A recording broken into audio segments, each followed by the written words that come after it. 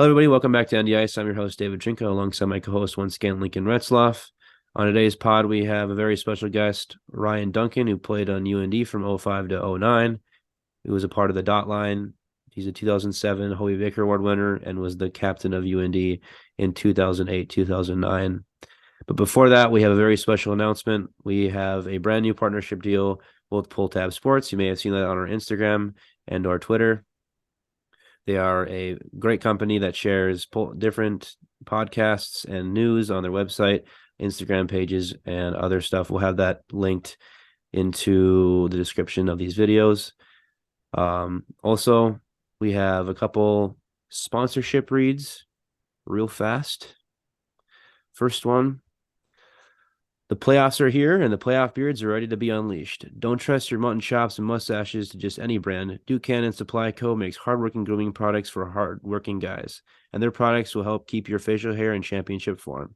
From beard wash and balms to beard oil, they have your back and face covered. Duke Cannon, work harder, smell better. Stock up on DukeCannon.com and use code BEARD10 for 10% off your next order. Duke Cannon is the official partner of the Minnesota Wild.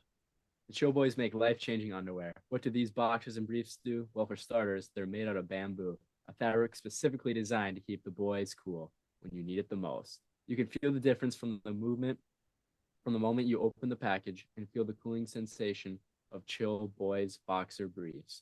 Join the movement. Ditch those old-fashioned, low-tech underwear that will just keep sitting in a swamp. Refresh your underwear drawer with the Chill Boys this summer. Chill Boys will keep you comfortable where it counts. Don't take our word for it. Try some life-changing underwear for yourself. Visit chillboys.com and keep the boys cool this summer. We have a new sponsor. It's a Minnesota brand and one of the fastest growing and most exciting clothing brands on the planet, Unreal. Unreal is an independent clothing brand crafted around the athlete. What that means is they're not owned by any big conglomerates. They weren't spit out by the algorithm, and they aren't VC backed. Quite the contrary, as Unreal is a self-made company started by an entrepreneur with $300 and an idea. Unreal makes clothing for athletes. Unreal clothing is intelligently engineered to fit the body types of big and tall pros and everyday athletes alike. The perfect balance of professionalism and performance. You buy one Unreal item, and we promise it will quickly become the go-to garments you'll reach for every day, not just on game day. Check out Unreal for yourself. Visit unrl.co and use promo code PULLTAB15 for 15% off your next order. With that being said, we're going to jump right into the interview with Ryan Duncan. It was a very fun one. I know I had a lot of fun. What did you think, Lincoln? Yep, great guy. Really enjoyed talking to him and hearing all those stories and what it was like during his hockey journey and his experience with that. Yep, so we'll hop right into that. This one's going to be a good one, so we hope you guys enjoy. All right, at this point, we'd like to welcome on former Hobey Baker Award winner and former UND captain Ryan Duncan. Welcome, Ryan. Thanks for having me on, guys. Looking forward to it. Let's go. All right, so obviously, for those who don't know who Ryan Duncan is, Ryan Duncan played at the University of North Dakota from 2006 to 2009. He was a part of the dot line with Jonathan Toews and not Ryan Duncan. Well, Ryan Duncan was on it, obviously. TJ Oshie. And they lit it up, and Ryan Duncan won a pretty prestigious award that year. It was pretty cool. So we'll get right into this here. We'll just do real quick weekend and summer updates for everybody. We'll go around here. Lincoln, why don't you start? What have you been up to so far? Yeah, I just started working. We finished up first year of college at UND, so that was pretty fun. And now I'm working for the Fargo Parks doing landscaping. So I do that from let's go. 7 to 3:30 every day. So yeah. Awesome. What about you, Ryan? What are you up to? Yeah, so I'm down in Minneapolis, down in enemy territory here, Ooh, with my Dinky Town. family, two little kids. Yeah, so I work with a bunch of gophers, unfortunately, Oh, although man. they're pretty good people once you get past, that part of it. But no, it's life's a little different for me now. We got two little kids, so we got a almost 6-year-old girl and a 3-year-old boy, and I kind of don't even know what I'm doing day after day. My wife just plans the itinerary, so that's what Memorial Day weekend looked like. But it was a lot of fun with the family. Weather was beautiful and lots of swimming, lots of activities. Awesome. They play any sports? got any sports Oh going on yeah, this summer? they play all the sports. So it's Oh, we got softball, soccer, lacrosse. What else wow. we got going on? Dance. So something for every day of the week. Busy. Wow, super busy. Oh yeah, for me, just been working at Happy Harry's. Started that last week. Pretty fun, pretty laid back. Free booze, get to serve the community. Bringing alcohol out to people's cars and selling liquor, learning about stuff, and then obviously doing pod stuff. So having a lot of fun with that. We'll get into our we like to call it our ND icebreakers. We'll gauge around the room again. Question for everybody. Um, we'll start with Ryan on this one though. What's your think back to your college days? What's your favorite bar in Grand Forks? Favorite bar? We used to go to a bar called Gillies, I would say. I don't know if it's still there or not. I don't think so. I'm not sure. I Um, haven't remember that one right now. yeah, I don't think it's still there, but that was kind of the hot spot for us. Yeah, that was kind of the place to be. I don't know, it kind of goes through the way I understand it, kind of goes through little cycles, kind of where the team ends up. There's definitely Right. people who obviously ended up at Joe Black's, and that's obviously still going strong. Oh yeah. But yeah, that just seemed to be our place to go. So we had a lot of fun there. What about you, Lynx?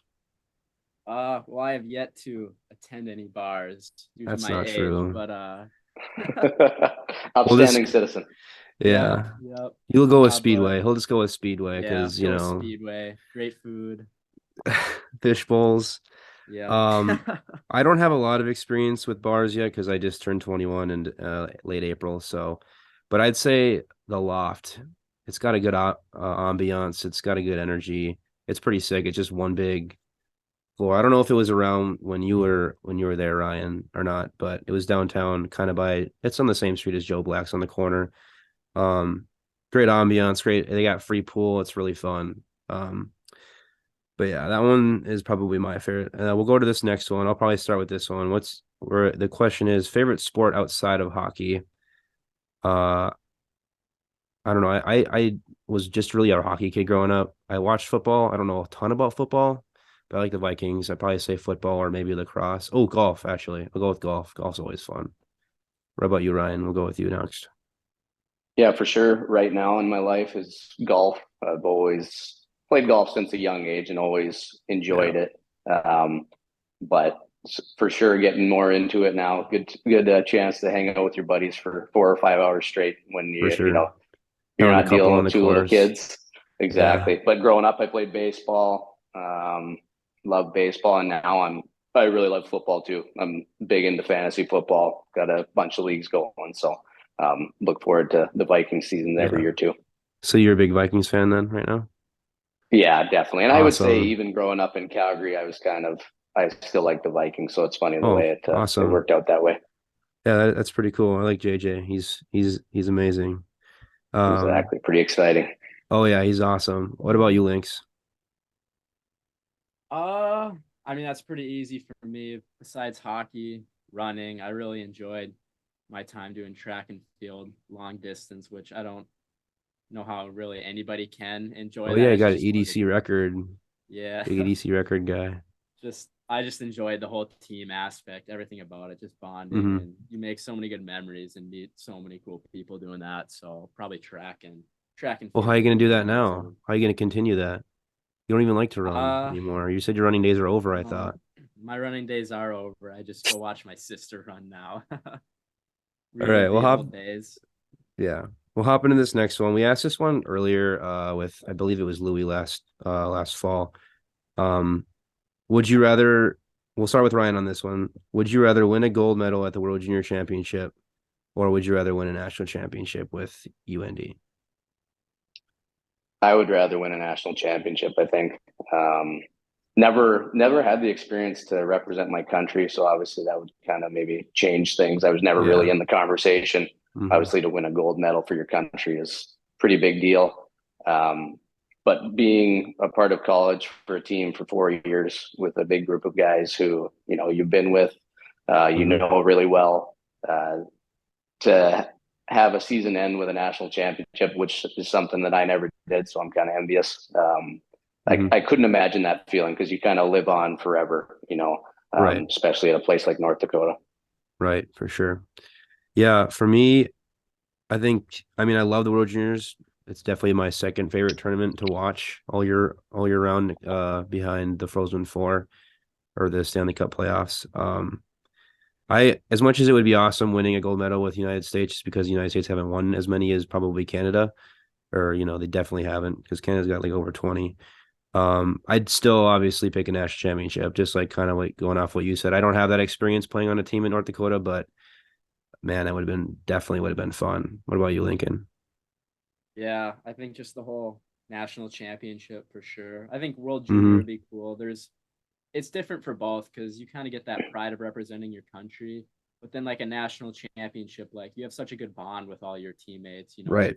You Right. meet up with them in the summer and you grind all the way till April. So Right. I'd probably say a national championship.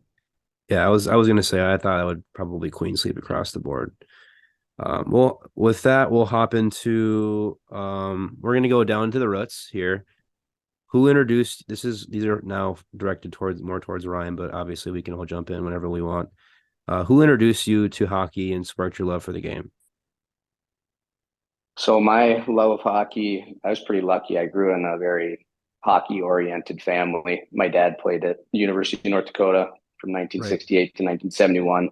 Right. My mom's from Roseau, Minnesota, which has a deep and rich hockey history, right? And so I've Hmm. known about hockey all my life. My mom and dad had me on my skates when I was 3 years old, and um, so just after started getting walking and getting running, next step was to put skates on, right? So um, Hmm. been a part of my life for as long as I can remember. Very thankful for the time my parents invested in Oh my yeah. hockey career before I knew what I was doing, and no, it's turned out to be something that's continued to be special in my life and Right. to go with my friends and my family.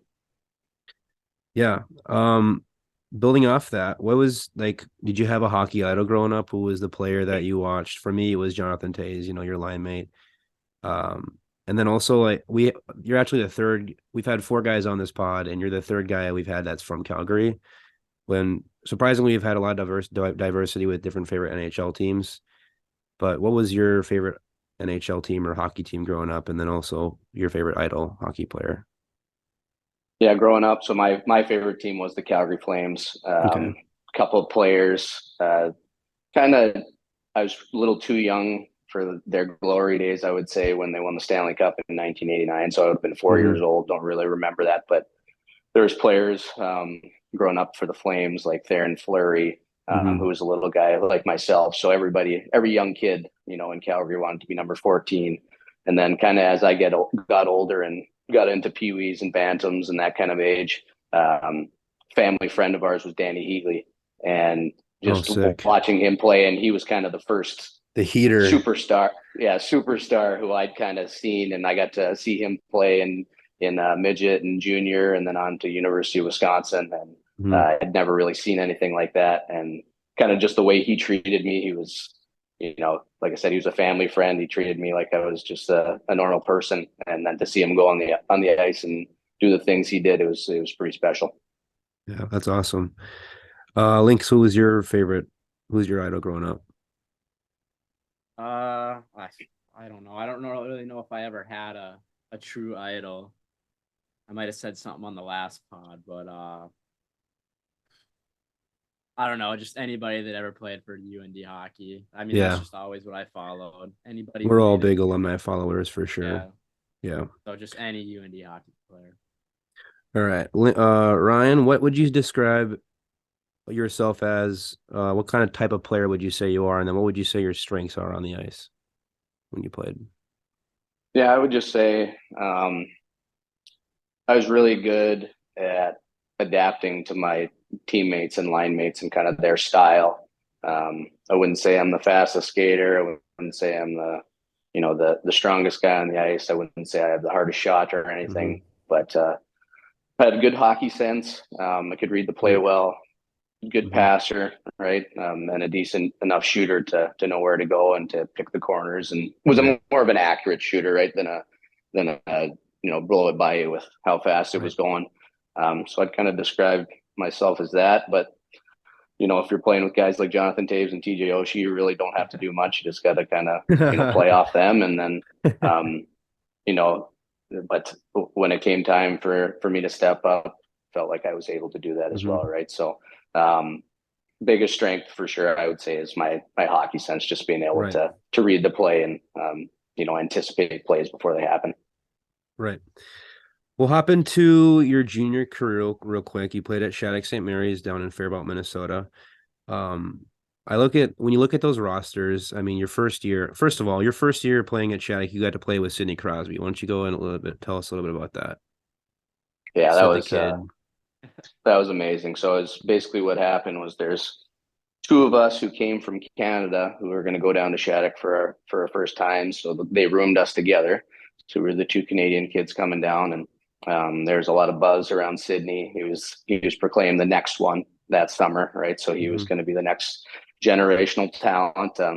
And in my head, I just thought, okay, I think I'm pretty good myself, right? So I'm going to go down there and Mhm. I'm going to prove that I'm better than this guy. So that was my first thought, was I'm going to compete with him and show that I'm just as good as him. I just Mhm. quickly found out that probably wasn't going to happen. And, I decided I probably could learn a thing or two from this player who's 2 years younger than me, on and off the ice. And he was just, I mean, what an education for me, getting to not only play with him, but, live with him and hang out with him off the ice.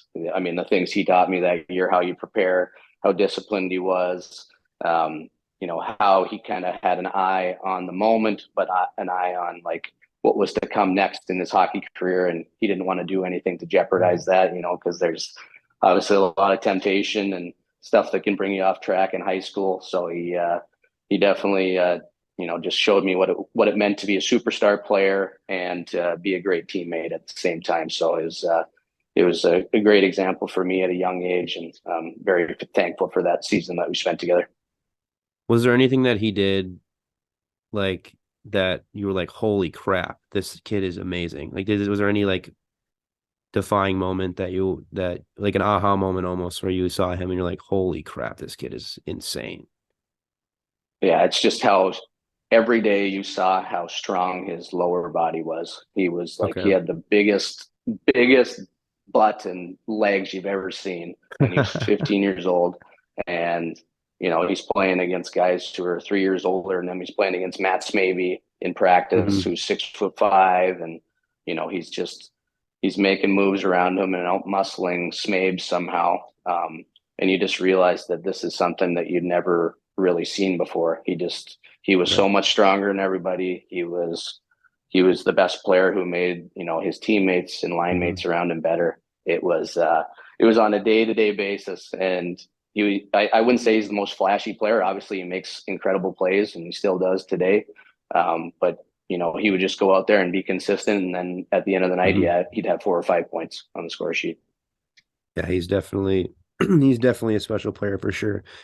Building off of other teammates that you had, I was surprised to see how many you ended up playing with at UND, because there's just so many familiar faces on those couple teams. People like Drew Stafford, like you said, Matt Smaby, Jonathan Toews even was on that team too. I believe it was your second year.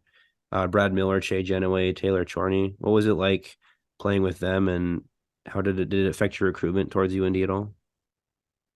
Yeah, there's for a couple of years there. I mean, there was a real pipeline that started from Shattuck to North Dakota, and that started with Zach Parisi, right? He was Mhm. such an influential person.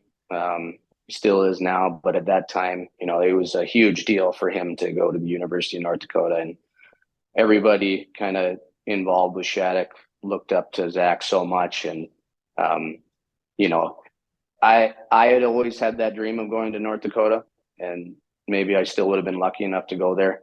But I think there was a lot of guys who kind of, they wanted to go where Zach was going, and he made it, the destination to be, and he kind of set the tone and just helped start that pipeline of, good character players with Mm-hmm. who did a lot of great things on the ice and led the way and tried to set a standard for Shattuck and for North Dakota. Right. So he was kind of the flag bearer. Right. And then as we segue into more so college questions here, you kind of answered it a little bit. Would you go into a little bit further? What made you choose North Dakota specifically? We talked about your dad a little bit playing there as well. Yeah, so my parents both went to the University of North Dakota, but it was always kind of their dream. If I was lucky enough to go play college hockey, I was allowed to go basically anywhere that I wanted to, except Minnesota. That was the one rule in our family, I right? I was not allowed to go play for the Gophers. like that role. But yeah, they just kind of growing up in Western Canada, the big thing is major junior hockey, right? So they just kind of influenced me and pushed me towards the college hockey route, which Mm-hmm. is, kind of unique. Not a lot of a whole lot of people knew about it, especially then, kind of Mm-hmm. in the early days of the internet, I would say. So there Right. wasn't as many videos or as much knowledge on it as there is now. Right. And then just especially when I came down to Shattuck and, got to go to a few more games. When I was in eighth grade, my dad took me down and I went to a game at the old Ralph. And then as soon as I saw that, I was like, okay, this is my Mm-hmm. dream. Didn't know if I would be able to, make it to North Dakota, but to play college hockey anywhere would have been, an accomplishment. So that was my goal from that day forward. Right. Were you talking to any other schools?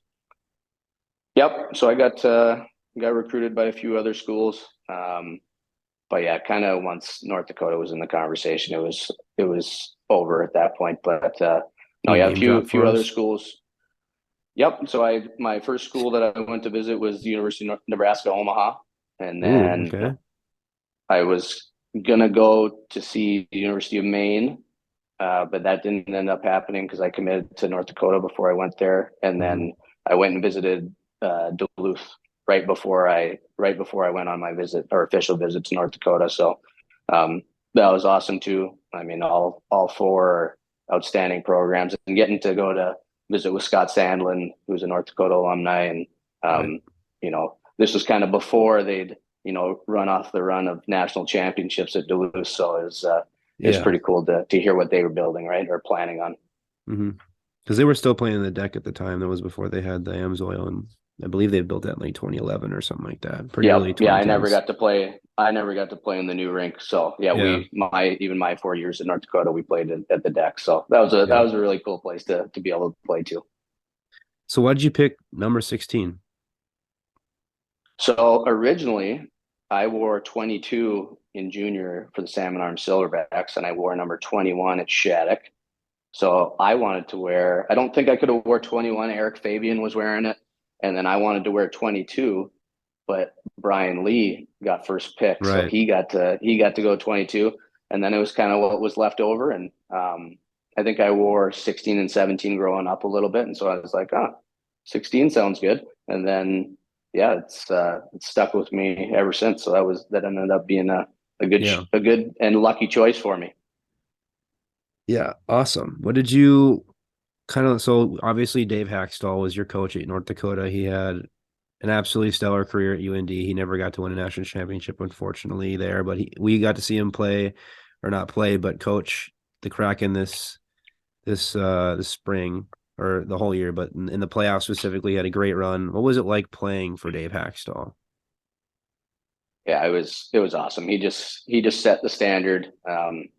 He's demanding, but he's fair. He just does such a good job of you know setting the tone for the culture of the University of North Dakota and making sure that everybody's aware that you're playing for something bigger than yourselves.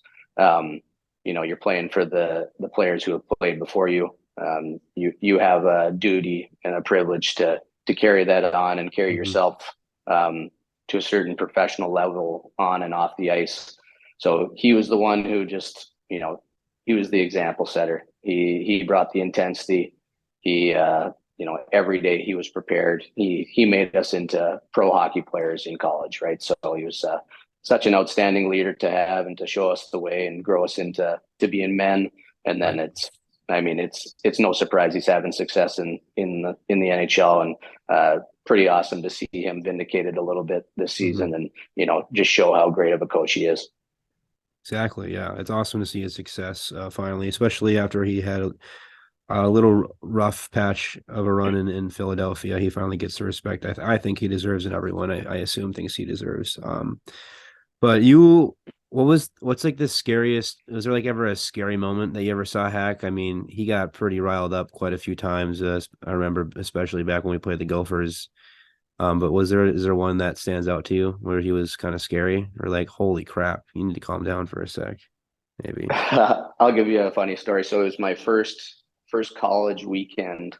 We went to and played in a tournament in Dayton, Ohio, and the bus driver didn't know where to go or how to get there to the rink.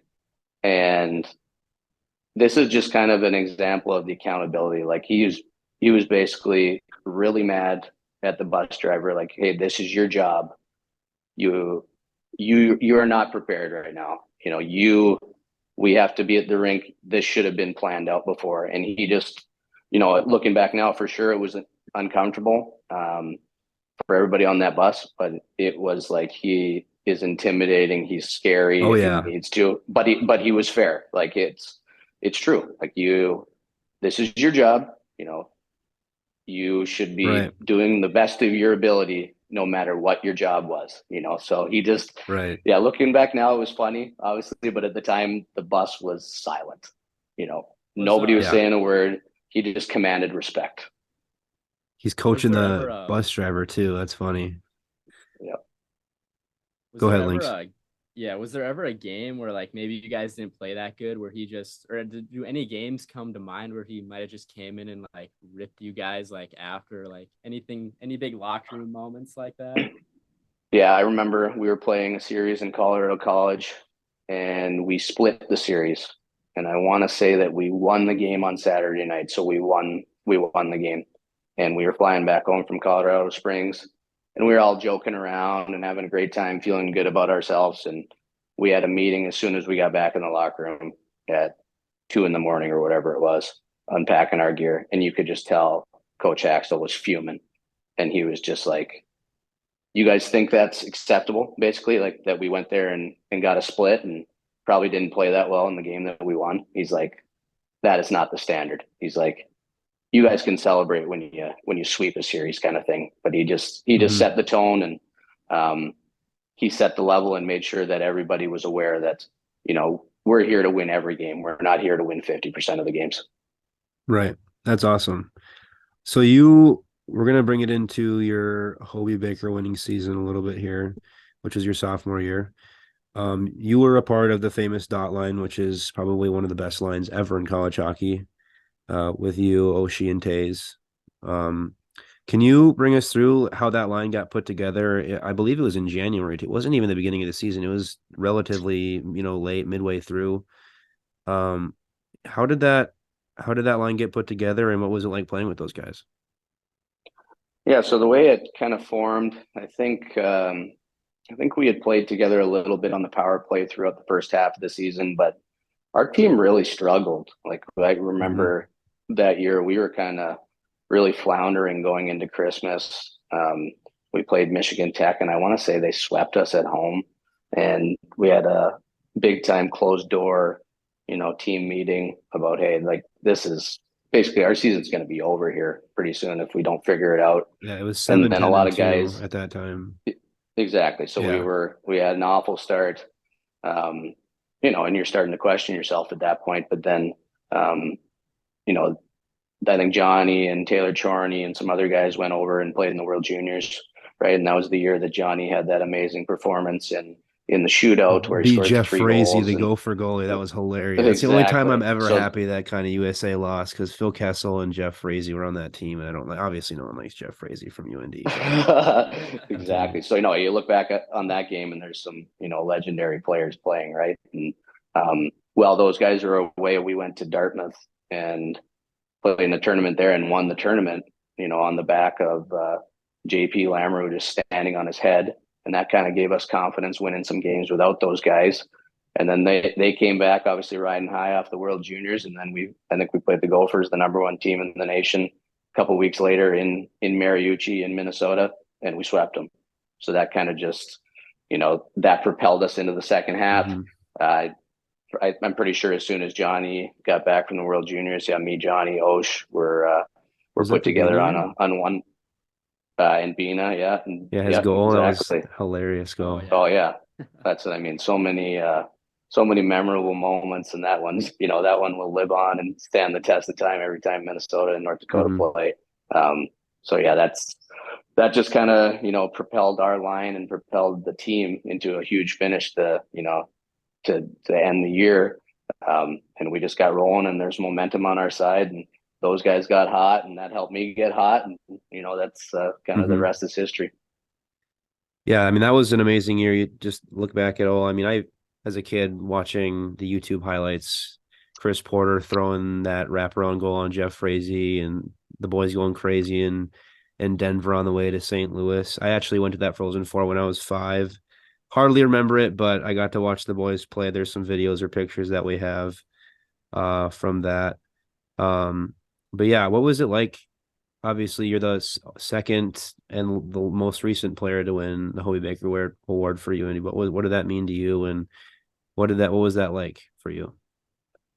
Yeah, it was a complete blur. I mean, like I kind of said, the team got going, our line got going, momentum really snowballed in that second half, and then it was just I don't know. There was just our team had chemistry, our line had chemistry, and it's a really special thing to be a part of, right? So when you're playing that well and that consistent, it's an amazing thing to be a part of, and it's really hard to find. So I never even considered, or thought I would be up for an award like that, and then to be in the top 10, I was happy. And I was in the Hobie hat trick, and I was like, oh my gosh, this is unbelievable, especially as a Hmm. sophomore. But still, never thought that I'd have a chance to win it. And yeah, it was just a complete surprise. It was the way I thought about it. It was a team award. It was a line award. We Right. had a great second half. Um, the timing was just right for me. So I was the one who received the award. But I mean, everybody knows. You look back. Obviously, I had a great season individually, but our team just kind of, we were Right. we were riding that wave and riding that momentum, and it's too bad we didn't end in a national championship, but hopefully that Right. award, everybody on that team can share that. Going into that a little bit more, what was it like? Because obviously, okay, this has never been done ever, and because it was only a couple years into the 16 team playoff format in the NCAA tournament, and it definitely has not ever happened since because it was pretty bizarre. But what was it like losing to Boston College 3 straight years in the same game? Yeah, frustrating to say the least. For whatever reason, they just kind of had our number. That group of players, and obviously they had great teams and great players who went on to do really good things in the pros as well. So they deserved it, and they outplayed us. Nathan But for whatever Gerby. reason, we played really good hockey up until that point.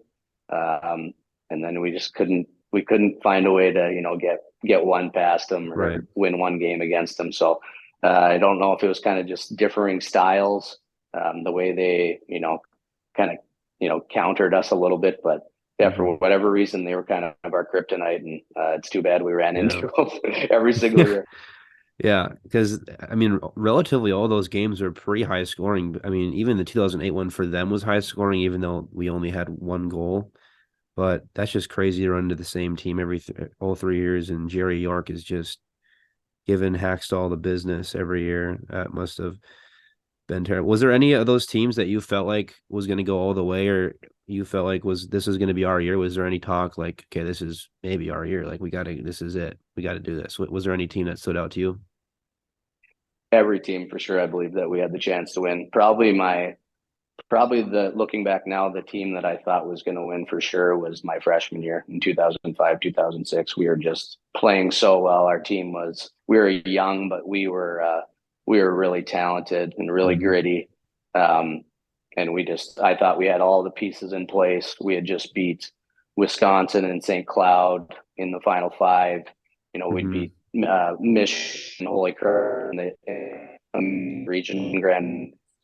We're just riding high. So I just Right. thought we had all the pieces in place to win, and unfortunately, it came crashing down pretty quickly. That actually brings up a question that I don't really have down. What was it like being in the locker room or just being in the building when the Gophers lost to Holy Cross? That was like that's one of the best hockey moments I've been a part of.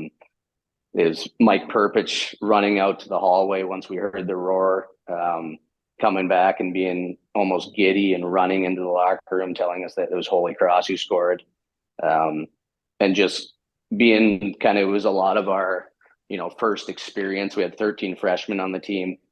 It was just like, okay, now the opportunity is there for us. Like Minnesota Right. had such a good year that year. They were an amazing team, and for that had never happened in college hockey before. So the Exactly. 16 seed to beat the number 1 seed, it was such a huge deal, and for everybody, for it to happen in Grand Forks and have that atmosphere, for us to go out into warmups and have everybody in their seats in the arena just buzzing before the game started. We went out and we played a great University of Michigan team, Yeah. and they didn't have a chance. Like, I knew some guys on that team. I know Jack Johnson, and basically he was Mhm. saying, like, we were the mismatch wasn't Holy Cross against Minnesota. It was you guys against us. Like, we just came out and played probably the best game of our season because we were just so fired up and we were so Right. prepared for that game.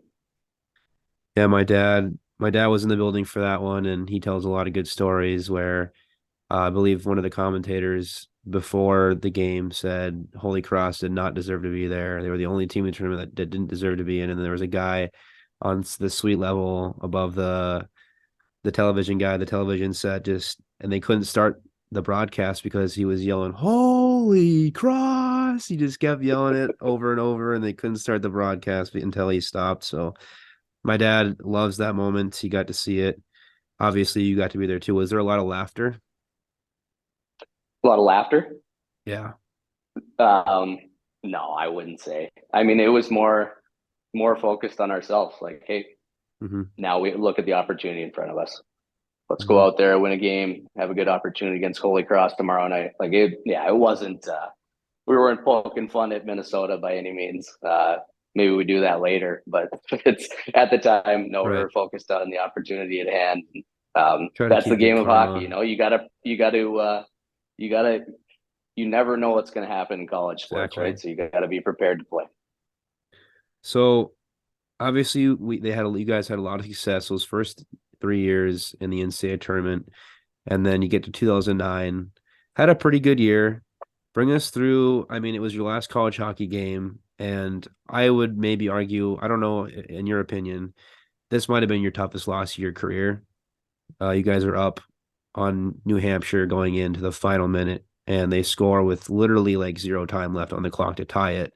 And then obviously you guys eventually went into overtime, and New Hampshire got a break 2-on-1, I believe, and scored backdoor kind of on Eidsness. What was that game like, and how did that? I mean, just bring us through the whole event there in the late game. Yeah, that was heartbreaking. Without a doubt, that's the toughest loss of my career.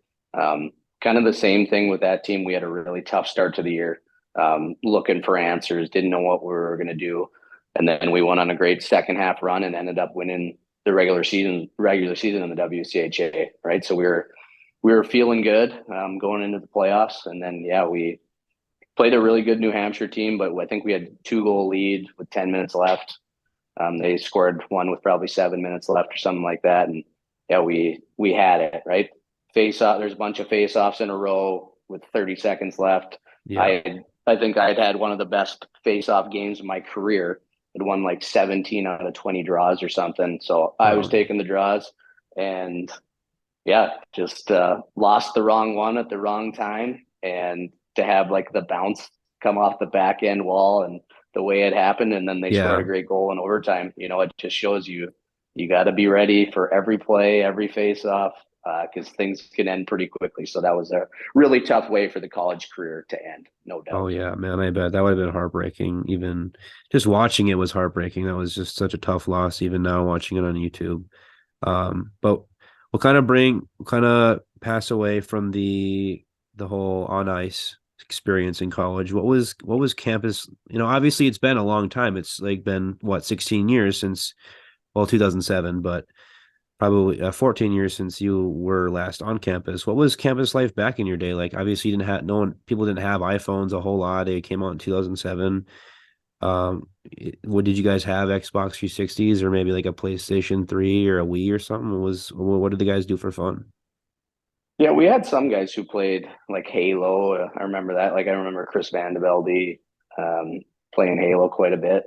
Um, but no, we Interesting. didn't have a lot of guys who were playing video games that much. Like I don't know. Yeah, it was a completely different time. Thinking back now, sound like an old man, but yeah, we just kind of hung out. I don't know what we did. Obviously, we had our computers. We had probably had MSN Messenger or AOL, AIM or something. I'd probably date myself now, but yeah, we just kind of that's how we communicated with each other, and Right. it was a lot more in person, right? You're not locked in your phones. You're Hmm. finding stuff to do that way, and spending a lot of time together at the rink. And if we're not spending time together there, we're at somebody's house. So it was a pretty tight knit group who, we made lifelong friendships together Hmm. because of that. Who did you live with throughout your career at UND? So my freshman roommate was Taylor Chorney, and then we moved into a house my sophomore year, and I think I lived with Taylor, Jonathan Toews, Brad Miller, Matt Watkins, and who am I missing? It was just the five of us there. And then my junior and senior year, I lived with Taylor Chorney, Matt Watkins, and Taylor turned pro.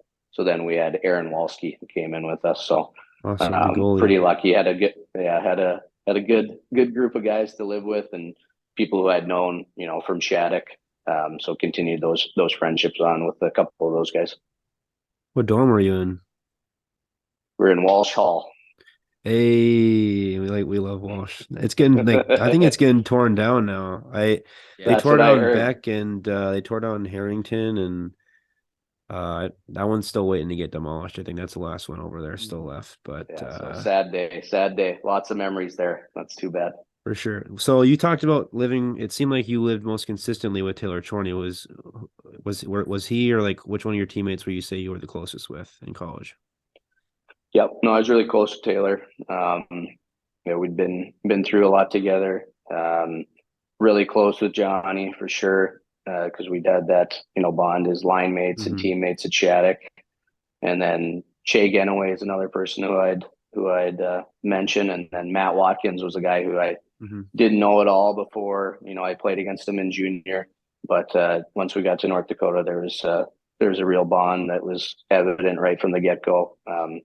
He's a little different upbringing than me. He Hmm. grew up on a farm in Saskatchewan, but we just clicked. He's just a guy of real integrity and character and hard work. And I uh, I was always really just amazed by him and Hmm. how he carried himself. And so he was loved spending time with Waddy, and still all those guys are still good friends to this day.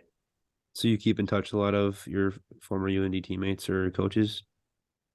Yeah, I try to definitely. I mean, for sure with that like core group of friends, and then yeah, any chance that we get to get together with former teammates, we're trying to do it, but more consistently with the core group for sure.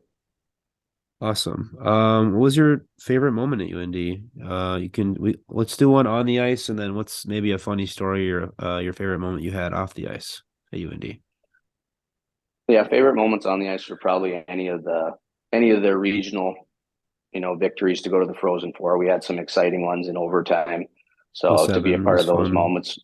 Yeah, '07 and then Oh '08. 08, Wisconsin. Andrew Kozak scored in overtime, right? Yeah. So Hmm.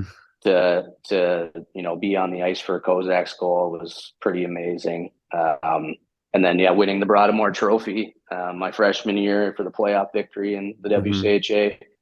Yeah, and the McNaughton Cup, obviously. So anything that led to a Right. trophy at the end was pretty special, pretty special. And off the ice, I mean, there's so many countless moments. I don't know. Any probably just like my freshman year being so scared and terrified and not knowing, you know, what we were getting ourselves into, and our our old upperclassmen, junior and senior guys like Mike Perpich and Scott Foyt and Eric Fabian and Chris Porter and those guys, they did a really good job of kind of keeping us in the dark of kind of what to expect. So they're almost intimidating in just the personalities they had. And I just remembered being scared to do anything until, you kind of earned your way onto the team, and they just kind of commanded respect. And then kind of once you were on the team, they welcomed you in, and we had a lot of fun. And obviously we had our fun off the ice, and went to Spring Fest and did all that fun stuff that college kids do. Right. So many memories. I wish I could think of, kind of one example for you, but no, there's just any home weekend where we got a sweep, it was usually a pretty good party. Right. So it's fun things to be a part of. Did you hang out at a lot of frats? You remember? I don't think I ever went in one frat. Oh, wow. Not Okay. one. It's a little different a little bit now. Like some of the guys will chill. Maybe at like Lando will have a Darty or something. People will go over there. Even Sigma World this spring, there were a lot of guys there. But this one kind of popped in my head. Bring me through that. You talked about winning the Broadmoor Trophy. Bring me through that Blake Wheeler goal in 2007 when you guys lost in overtime. Yeah, no, that was what a moment. Looking back now, it's incredible.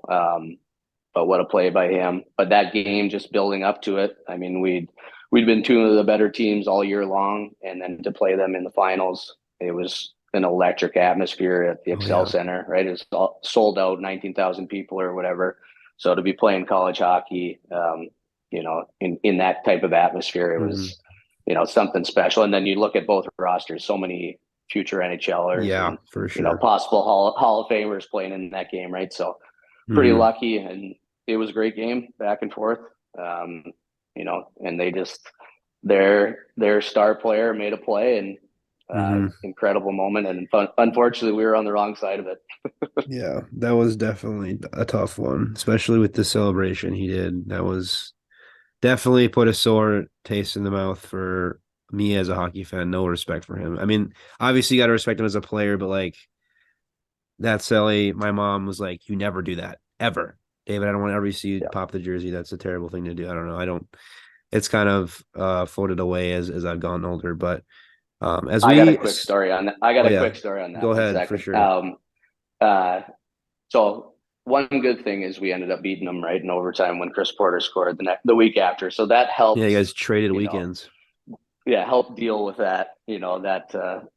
Outstanding goal. But the jersey pop by him just kind of reminded me a story about Coach Haxtell and Taylor Chorney. Taylor scored a goal. I want to say it was our freshman year. It had to have been. And Taylor went and popped his jersey to the student section. And we had a meeting the next morning, and Coach Haxtell played that clip, and he basically said that those guys do that. We don't do that. So he kind of, like I said, he set the tone. He's basically like, if anybody ever does that again, you won't be playing anymore, kind of thing. So that was That's something killer. that was spoke about, right? So that to your point, that you were kind of taught not to do that. That was a point of emphasis for our group. That's that killer. We weren't popping jerseys. Yeah. Love it how Haxtell takes charge. But as we segue a little bit more into your professional career, exiting college, obviously you're on the smaller end. You're 5'6", I believe. What did NHL scouts or coaches tell you? I mean, obviously the game has changed so much, especially for smaller guys. You see people like Cole Caulfield in the NHL now, or even Cale Makar isn't that big either. Just to name a couple off the top of my head, but what did like NHL scouts or coaches, tell you about playing in North America, whether it's in the AHL or the NHL?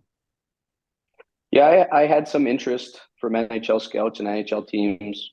Started to build during my sophomore year when I won the Hobey Baker, kind of around Christmas time. Just started to get some interest there. So there were people kind of taking notice, and even during that time where there weren't that many, smaller players, there was interest. So that was the first time in my hockey career I was like, okay, well, maybe I do have a chance to play in the NHL. Then I could have signed pro and played in the NHL after my sophomore year, but I decided to come back. Same kind of thing my junior year. I did have some interest after my junior year too. Could have signed, but I made the decision to come back. And then kind of after my senior year, the interest wasn't really there anymore. So it's kind of funny the way that the way it played out. My whole thought and take on that, for sure, the game has obviously changed now, and there's more smaller players, but it hasn't changed that much. I mean, you look at the playoffs, what it takes to win hasn't changed that much over time. And I believe that, if I was good enough to play in the NHL, I probably would have. I still played for 10 years after North Dakota, right? I just think that I played where I belonged. It was where I played in Europe was the best fit for my style of play. I still really proud of what I accomplished over there. And there's a lot of good players who don't play in the NHL, right? So of course I would have loved to play in the NHL, but that, sometimes that stuff's out of your control. And sometimes, I probably wasn't good enough to play there. What was the closest you got to signing an NHL deal? Like, how close were you to inking that contract? And then what team was it with? Like, was there ever a moment where you're like, I don't know, I might be on the way out? I mean, obviously you want to play at UND and you did stay, but how close were you? I don't think I was even close ever. I think after my sophomore year and after I won the Hobey Baker, I probably could have signed with almost anybody that I wanted to, right? And the decision was made early. I talked to people that I trusted and thought that coming back to school was in my best interest. Probably personally, I didn't think I was ready to go and play in the NHL and needed to develop anyways. So I thought the right decision was to come back and play for North Dakota again. So that decision was made early. There was no real, contract in hand. What am I going to do? It never really played out like that.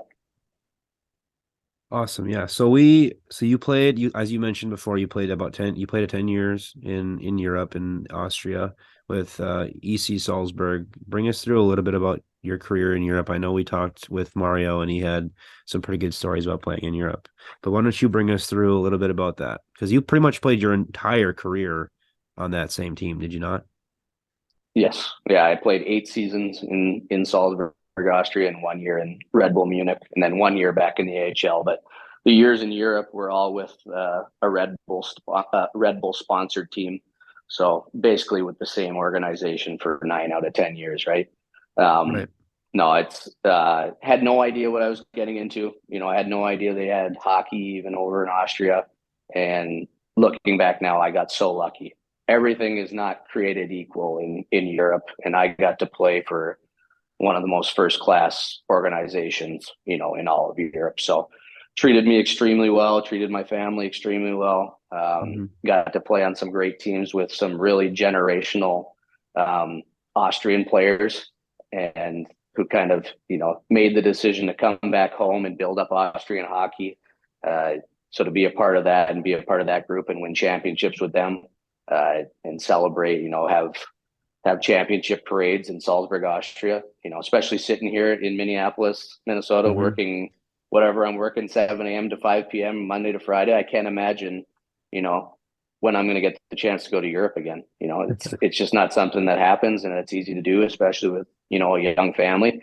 So I lived in a fantasy land for 10 years, and it's a pretty special thing to be a part of. So you talked a little bit about being on Red Bull sponsored teams. Lincoln had me and Lincoln both thought of this question, but I'll let Lincoln ask it here. Yeah, Ryan, did you guys since you're on a Red Bull sponsored teams, did you guys get free Red Bull? All the boys get that in the locker room, or was that just like the sponsor on the outside? You'll love this then. So we didn't have water in our locker room. We had only fridges with Red Bull. So we had all these different flavors and different types of Red Bull in our locker room. But when I first went over there, I was like, do we have water to drink like in between periods? And you'd have to go and ask the trainers in the back for a bottle of water. They had the bottle of water, locked up in cages in the back. So you had to ask for permission to drink water. So yeah, a lot of my teammates liked having a Red Bull, probably a few too many. It was easily accessible. That's for sure. Did you, what's your favorite flavor? Have you grown fond of Red Bull now, or? No, I was never really into the whatever, hype you up kind of energy drinks throughout my career. It made me too jittery. I was always kind of like being calm, right? But I did dabble every once in a while. They do have they don't have it, I don't think, in North America, but they had Red Bull Cola, so they basically had Really? Coke, right? Yeah, so they had that, Oh, and it was kind of like a more bitter Coke. It wasn't quite as good, but I'd have one of those every once in a while, especially after a hard fought victory or something. Yeah.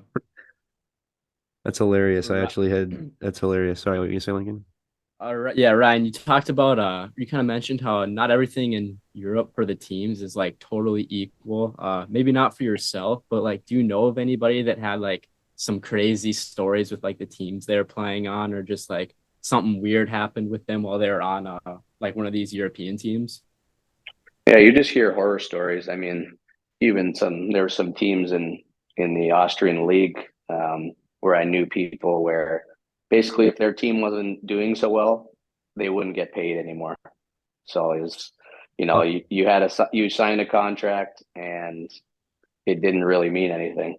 Unfortunately for wow. some of these teams. Um, yeah, it's just it's not like that in every league, and it's not like that with every team. But like I said, not every team is ran professionally. Hmm. You don't know if you're going to get paid on time with some of these teams. You don't know if kind of your living situation is going to be great. You learn quickly over there. You basically have to have everything in your contract.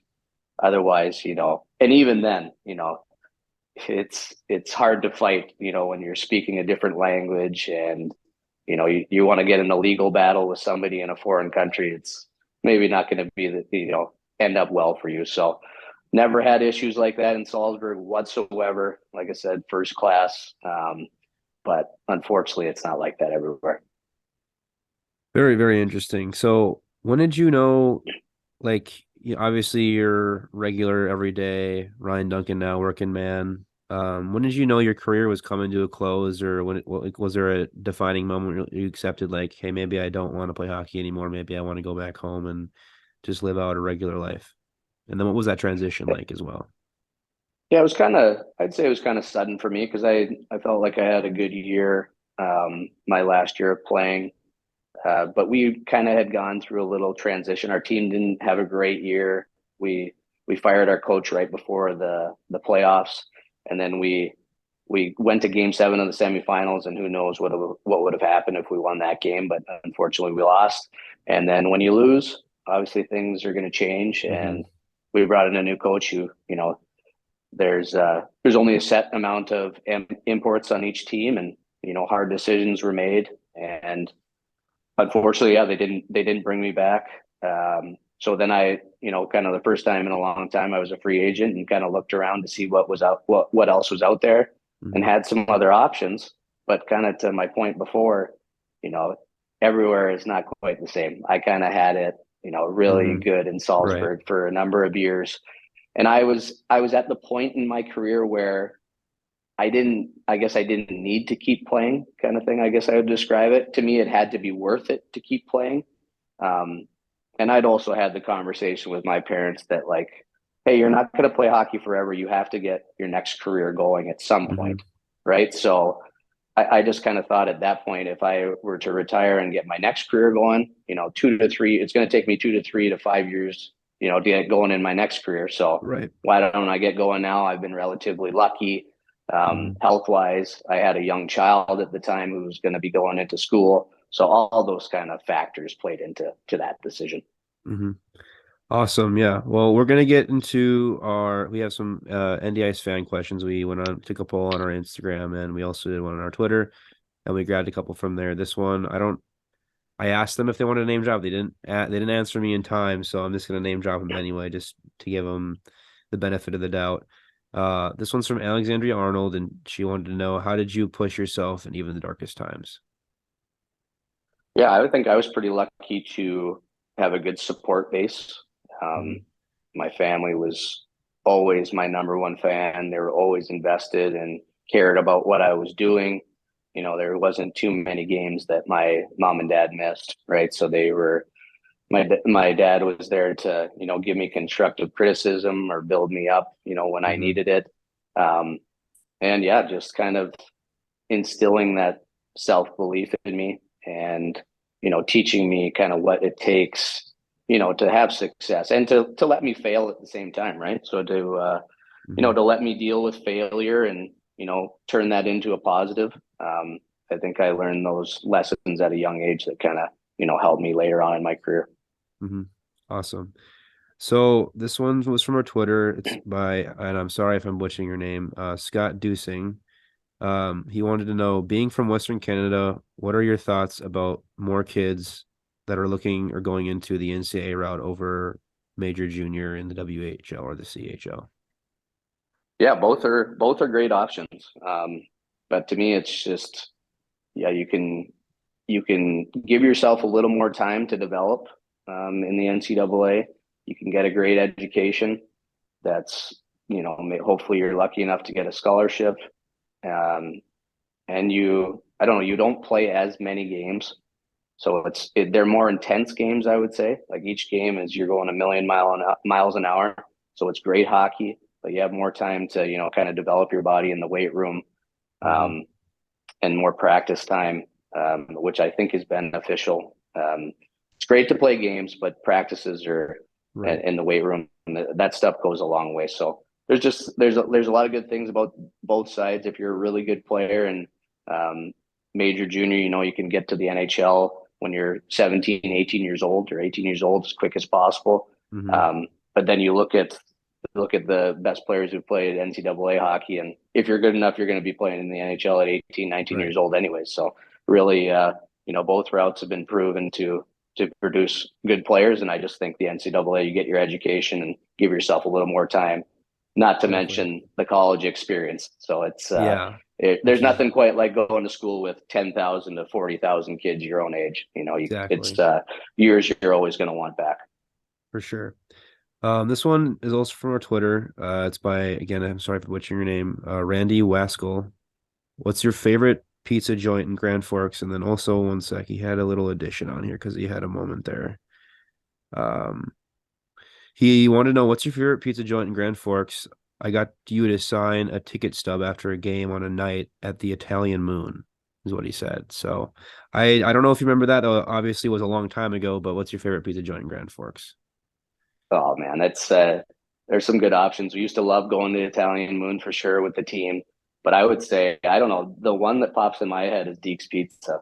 Just let's go. we would that's kind of the memories you make when you're kind of late night and ordering a Deke's Pizza with your teammates. So that was kind of that's kind of a lasting memory for me for sure. Right. That Deeks is definitely still a mainstay in Grand Forks for sure, and I'm sure it will be for a long time.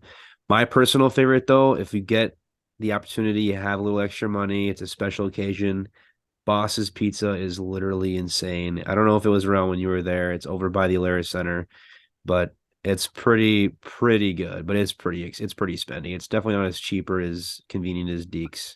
What about you, Lynx? I haven't What's your favorite pizza? I haven't heard that one. I'll have to try that next time we're in town. It's good. It's so good. Yeah, I'd say Deeks too. I think they're the pizza of Grand Forks. Yeah, they have been. They are for a while. We'll get into our lightning round as we're starting to come to a close here. What was your favorite game you ever played in? Is there one that comes to mind?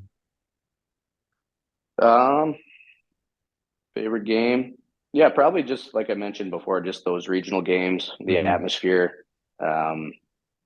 Just any rink, any game where the rink was sold out, and big rivalry games, right? The games in Minnesota where we swept them, where they're the number one team, going into your rival's rink and, outplaying them like we did. It was, those are games that you'll never forget.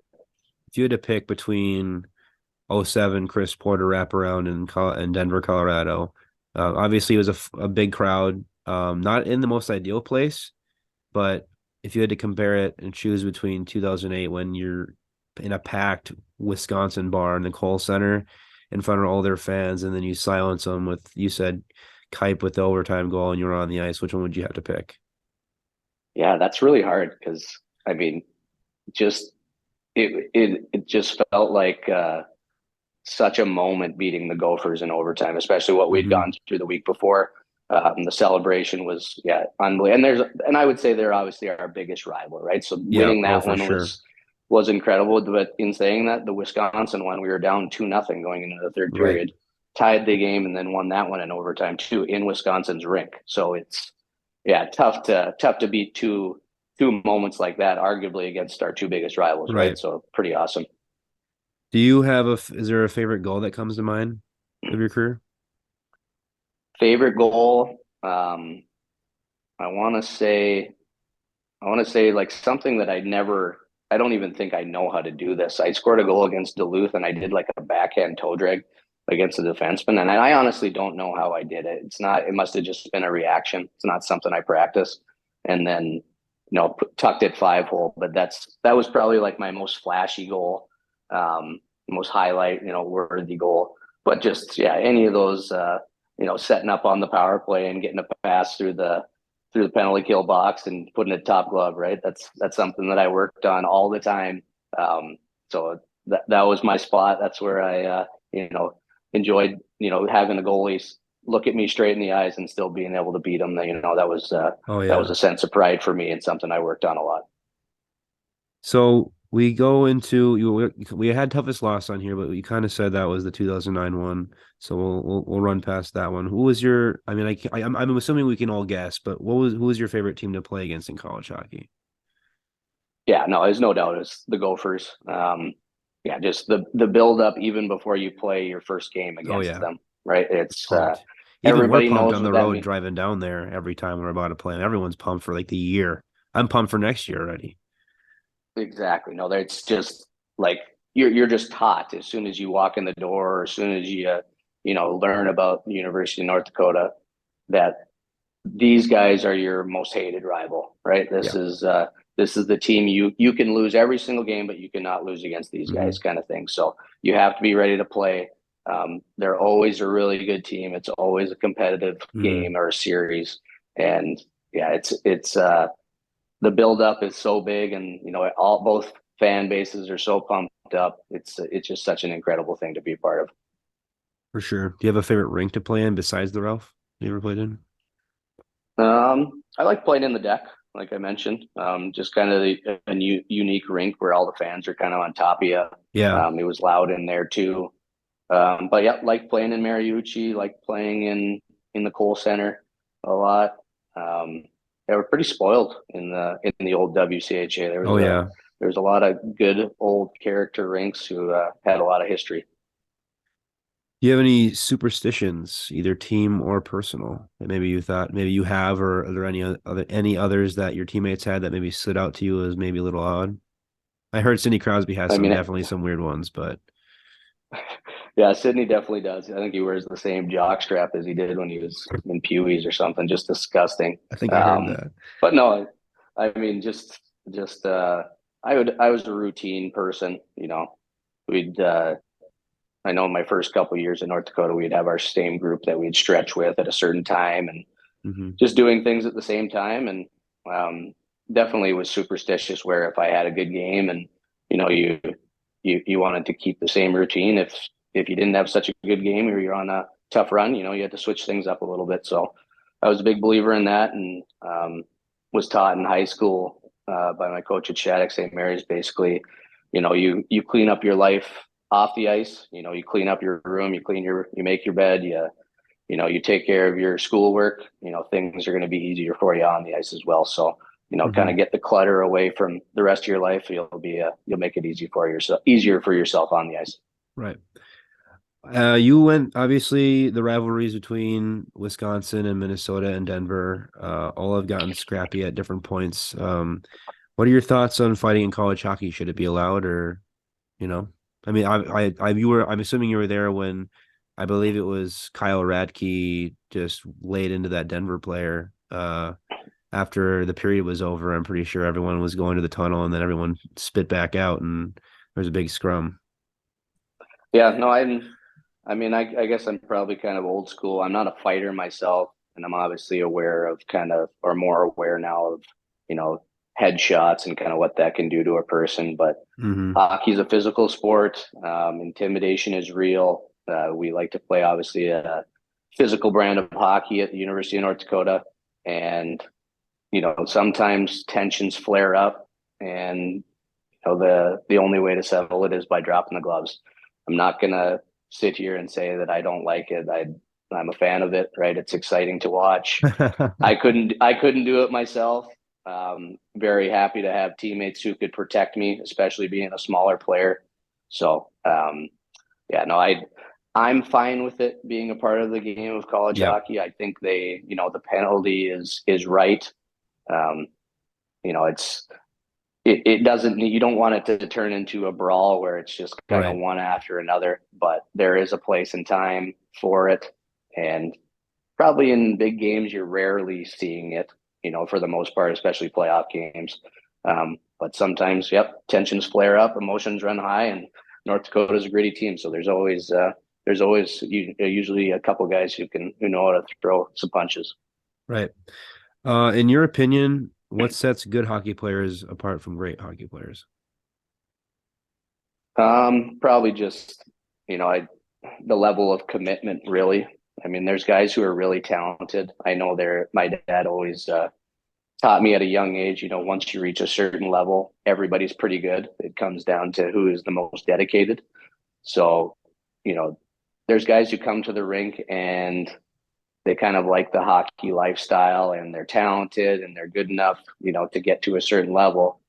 But the guys who I've been around who are really good, hockey doesn't, they have a balanced life, but they don't really turn off hockey. Everything that they do is geared towards being a good hockey player.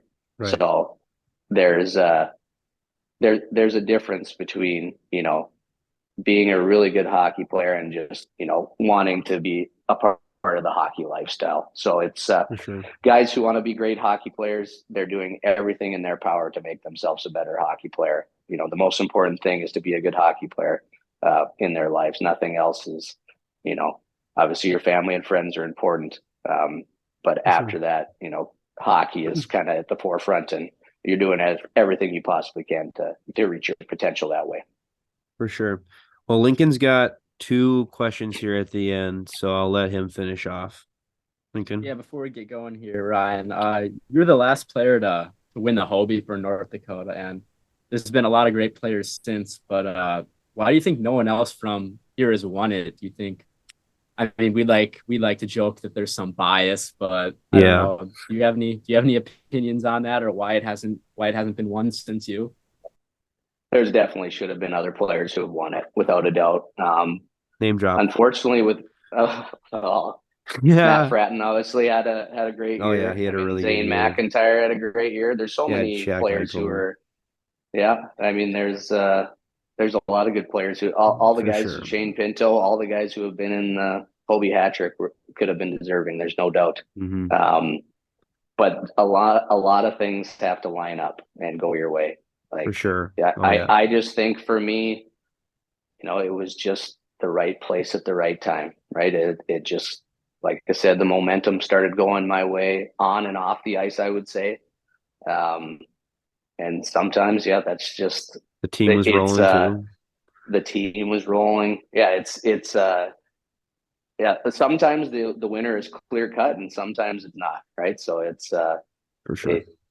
My year was just a special occasion, and some other guys, they ran into a year where there's some really superstar players who had great seasons as well and had momentum going their way. So they could have been. There's many people who were deserving of that word. I just happened to be at the right place at the right time. For sure. No, yeah. And then last question here. Now that you've been kind of out of hockey for a few years and just kind of looking back at it in the grand scheme of things, would you say, are you satisfied with your career and how it went? Is there anything you would change? Maybe anything you would do better at all? I would say I'm very satisfied. I'm very much at peace with my career.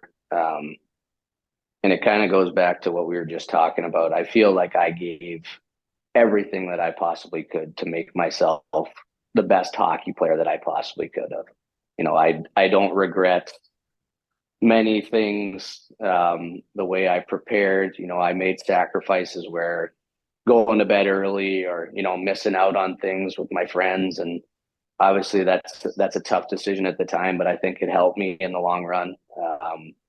And I just think that I gave it everything I had. I was lucky enough to be a part of some great teams and play with some great players and have great line mates. So, and win some championships. It was very satisfying that way. And got to see the world, and very grateful for that experience as well. Right. So I like to say I lived a very blessed existence for hockey growing up in Calgary, then getting the opportunity to play for Shattuck St. Mary's, then go to North Dakota, then play over in Europe for a great franchise. It was, people, there's lots of people who would love to do that. So I'm, I'd love to play in the NHL, but my journey wasn't so bad either. For sure. Do you have any pre-existing plans to make it out to North Dakota next year at all for any games? We'll be up there for sure. That's we didn't go last year. We went to the game in Vegas, and the year before that we went to Nashville for the games. And I think we went to North Dakota 2 years ago for the Niagara series. But we'll Frozen Face-Off, exactly. So we'll be in attendance, and I think the plan is to be up in Grand Forks next year. So cannot wait to be back in the Ralph. That'll be great. Hopefully we'll see you. Maybe we'll have to have you on maybe eventually another time. But just thanks for the opportunity coming on here and sharing. You got a lot of great stories. You had an awesome career. Obviously everyone at UND loves you, still loves you. You're part of the tradition and family forever. So just again, thanks for coming on. Lincoln, you got any words? Yes. Yeah. Thank you. No, I appreciate it, guys. Thanks for having me on, and I'd love to come on anytime and hopefully get a chance to meet you in person here shortly. Awesome. I share this award definitely with my teammates. There's no way I'd be in this position. I believe this award is a direct reflection of our season and what they've accomplished this year. One of the things that we say. But North Dakota leading on the scoreboard, 2-1. In front, oh, they score! Duncan again! It's the hat trick! And the hats come flying onto the ice. A pure hat trick for Ryan Duncan. Well, he just took advantage, Pat, of a turnover at the blue line. The Sioux get it to the net, and there were no tech defenders. Here we're going to see it here. Gregoire's all alone. He pokes the puck. Duncan goes to the net, finds a loose puck and puts it home. And the hat's still coming onto the ice. And it will take a while to clean this one up. Duncan scoring at 8:30, again at 10:31, and this time at 11:46. What a way to go out in your final home series. And listen to this crowd and everyone on their feet.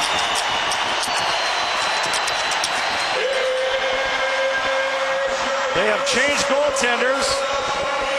Tech puts Rob Nolan back in, the starter from last night, replacing Robinson. Well, Coach Russell, he knows that this is his season. There's no tomorrow for the Huskies. So